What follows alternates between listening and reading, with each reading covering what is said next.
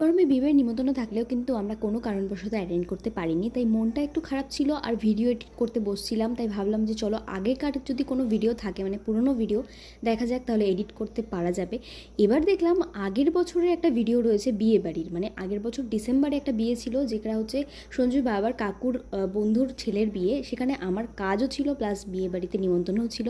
চলো আজকে তাহলে এই ভিডিওটা শেয়ার করা যাক তোমাদের সঙ্গে। সেদিন যেহেতু কাজও ছিল, আমাদের অনেকটা টাইম শর্ট ছিল হাতে। কাজ করে আমি সঞ্জুদের বাড়ি গেছি, তারপর কাকিমাকে রেডি করিয়ে নিজে রেডি হয়ে তারপরে এসেছি। যেহেতু অনেকটা লেটও হয়ে গেছিলো, কেন কি তখন বাজে প্রায় 9টা সাড়ে 9টা। আমরা এসেছি ফটাফট করে স্টার্টার খেয়ে নিয়েছিলাম, কেন প্রচণ্ড খিদেও পেয়েছিল। কিচ্ছু খাওয়া হয়নি সেদিন। সঞ্জু যেহেতু কাজের থেকে ফিরে তারপরে ডিরেক্ট এখানে এসে রেডি হয়ে, তাই জন্য আমরা স্টার্টার খেয়ে এখানে একটু বসেছিলাম, সবাই মিলে আড্ডা মারছিলাম। আর এদিকে দেখো কাকিমাকে কত সুন্দর লাগছে।